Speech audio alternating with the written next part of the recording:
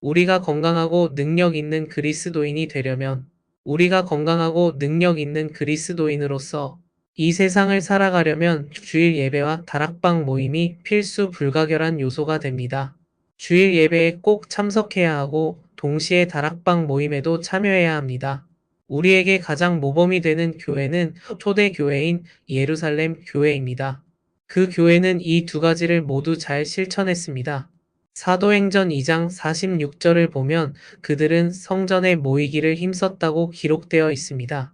성전에 모였을 때는 수천 명, 때로는 수만 명의 성도들이 모여 하나님을 찬양하고 경배하며 예배를 드렸습니다. 그리고 흩어지면 가정에서 모였다고 합니다. 가정 모임에는 기껏해야 10명 미만의 사람들이 모여 성찬식을 나누고 하나님의 말씀을 함께 공부하며 은혜를 받았습니다. 이것이 교회의 본래 모습입니다. 예루살렘 교회가 우리에게 이런 모습을 보여주는 이유는 교회의 역사가 1000년, 2000년이 지난 후에도 그 모델을 따라갈 때 교회가 건강하고 성도들이 활기찬 신앙생활을 할 수 있다는 것을 보여주기 위함입니다.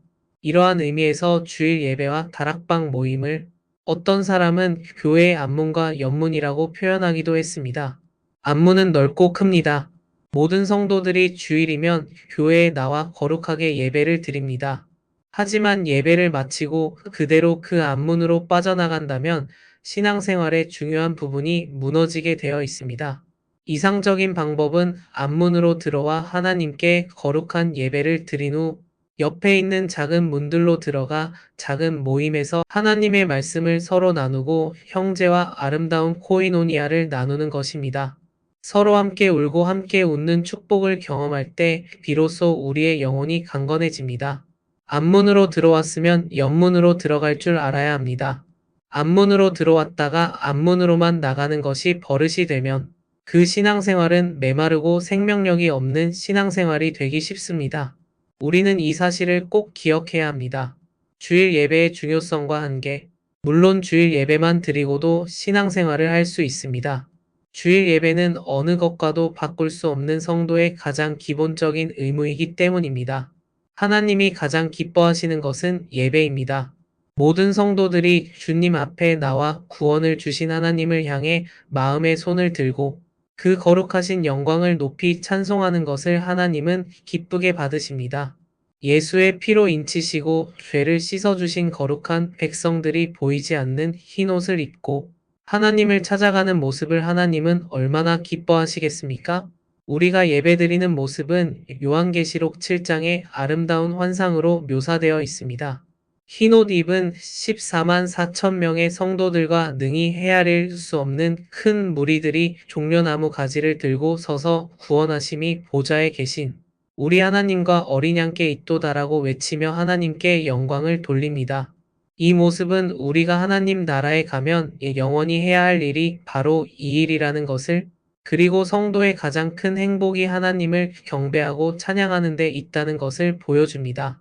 그러므로 지상에서 교회를 중심으로 성도들이 주일날 모여 예배드리는 것은 장차 하나님 나라에서 우리가 영원히 반복할 그 행복한 예배를 예행 연습 리허설하는 것입니다. 그러므로 예배만큼 중요한 것은 없습니다.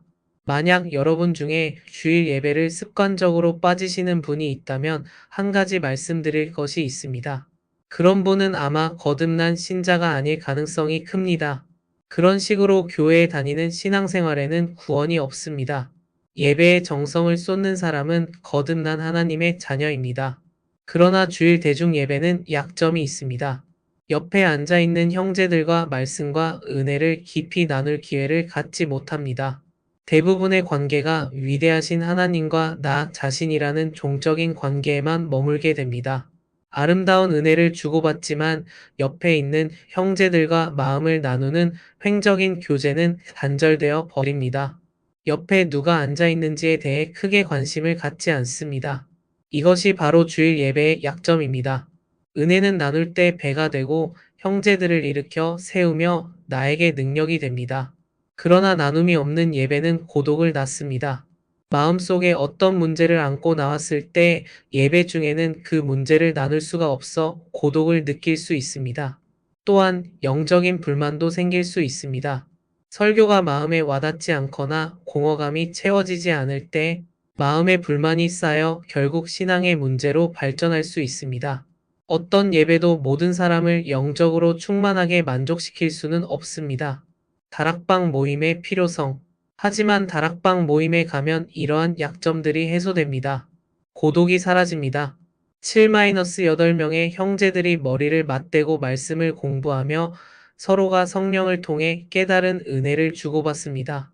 다른 형제의 말을 통해 하나님의 음성을 듣고 비슷한 처지에 있는 형제들의 간증을 들으며 깨달음을 얻습니다. 나만 고통받는 문제가 아니라 모두가 비슷한 고민을 하고 있다는 것을 알게 되면서 고독하다는 생각이 사라집니다. 영적인 공허함이 채워집니다. 목회자의 설교를 통해 채워지지 않던 부분이 평범한 형제가 나눈 은혜를 통해 채워지기도 합니다. 내가 깨달은 하나님의 말씀을 다른 형제와 나누면서 내 마음의 공간이 채워지는 것을 경험하게 됩니다. 이것이 다락방이 주는 은혜입니다. 다락방 모임의 목적은 성경 공부가 아닙니다. 성경 공부는 수단일 뿐입니다. 다락방에 모여야 하는 이유는 우리가 함께 말씀을 나눔으로써 모두 함께 예수님을 닮아가고 하나님의 마음에 드는 삶을 살기 위해 몸부림치기 위함입니다. 주님이 원하는 사람이 되도록 함께 노력하는데 다락방의 목적이 있습니다. 우리는 말씀을 머리에 쌓는 지식을 위해 배우는 것이 아닙니다.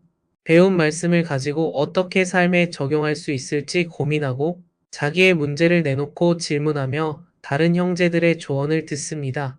그리고 말씀대로 실천하겠다는 결단을 내리고 함께 기도합니다. 그러면 주님께서는 깨달은 말씀을 삶에 적용하고 순종할 수 있는 힘을 하늘로부터 부어주십니다. 그러므로 다락방에 들어가면 얼마 안 되어 사람이 변화됩니다. 성격과 생각이 바뀌는 것을 경험합니다. 다락방에서 경험하는 풍성한 은혜. 골로새서 3장 16절은 다락방에서 누릴 수 있는 귀한 은혜를 한 가지 지적해 줍니다. 그리스도의 말씀이 너희 속에 풍성히 거하여 모든 지혜로 피차 가르치며 권면하고라는 말씀입니다. 여기서 피차 가르치며 권면한다는 분위기는 예배 분위기가 아닙니다. 이것은 소그룹이 따로 모이는 분위기입니다. 이 구절은 의미를 살려 다시 번역할 수 있습니다. 너희는 모든 지혜로 피차 가르치고 권면함으로써 그리스도의 말씀이 너희 속에 풍성히 거하게 하라. 즉, 서로 말씀을 나누고 적용하는 것을 통해 하나님의 말씀이 우리 마음속에 풍성하게 거하도록 해야 한다는 것입니다. 초대교회 성도들은 전문적인 지식이 없었지만 각자가 깨달은 말씀을 서로 나누고 격려하며 실생활에 어떻게 적용할지 고민했습니다. 그러다 보니 자신도 모르게 하나님의 말씀이 마음속에 자리를 잡게 되었습니다. 풍성히 거한다는 말은 말씀이 내 마음에 집을 짓고 거주한다는 의미입니다. 말씀이 내 생각을 지배하고 행동을 다스리게 되는 것입니다. 말씀을 듣고 나서 금방 잊어버리는 것이 아니라 길을 걷다가도 문제를 고민할 때도 그 말씀이 생각나고 그 문제의 해답이 되는 경험을 하게 됩니다.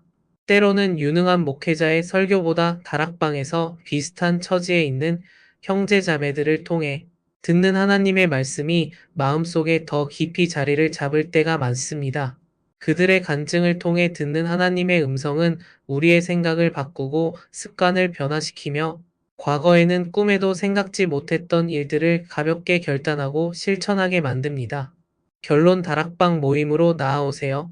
만약 여러분이 신앙생활의 기쁨과 매력을 느끼지 못하고 일어설 힘이 없으며 말씀이 마음의 자리를 잡지 못해 어려움을 겪고 있다면 주일 예배를 포기하지 마십시오.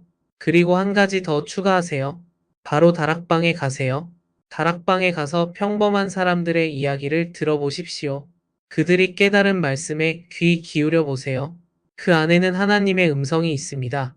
그들이 말씀을 가지고 씨름하며 체험한 간증을 들어보세요. 그 안에는 나를 변화시키는 성령의 역사가 있습니다.